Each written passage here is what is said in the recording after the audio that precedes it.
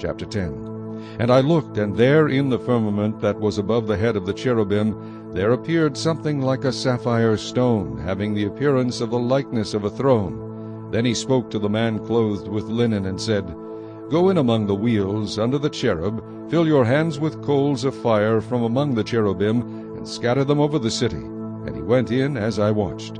Now the cherubim were standing on the south side of the temple when the man went in, and the cloud filled the inner court. Then the glory of the Lord went up from the cherub, and paused over the threshold of the temple, and the house was filled with a cloud, and the court was full of the brightness of the Lord's glory. And the sound of the wings of the cherubim was heard even in the outer court, like the voice of Almighty God when he speaks. Then it happened, when he commanded the man clothed in linen, saying, Take fire from among the wheels, from among the cherubim, that he went in and stood beside the wheels. And the cherub stretched out his hand from among the cherubim to the fire that was among the cherubim, and took some of it, and put it into the hands of the man clothed with linen, who took it and went out. The cherubim appeared to have the form of a man's hand under their wings. And when I looked, there were 4 wheels by the cherubim, 1 wheel by one cherub, and another wheel by each other cherub. The wheels appeared to have the color of a beryl stone. As for their appearance, all 4 looked alike, as it were, a wheel in the middle of a wheel.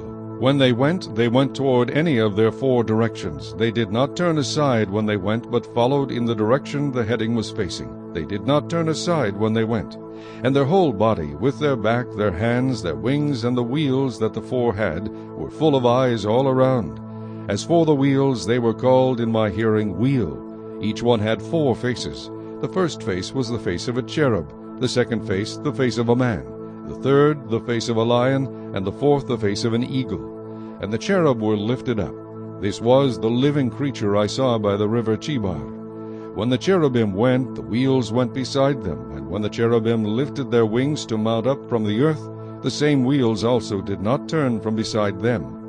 When the cherubim stood still, the wheels stood still, and when one was lifted up, the other lifted itself up, for the spirit of the living creature was in them. Then the glory of the Lord departed from the threshold of the temple, and stood over the cherubim, and the cherubim lifted their wings and mounted up from the earth in my sight. When they went out, the wheels were beside them, and they stood at the door of the east gate of the Lord's house, and the glory of the God of Israel was above them. This is the living creature I saw under the God of Israel by the river Chebar, and I knew they were cherubim. Each one had 4 faces, and each one 4 wings, and the likeness of the hands of a man was under their wings. And the likeness of their faces was the same as the faces which I had seen by the river Chebar, their appearance and their persons. They each went straight forward.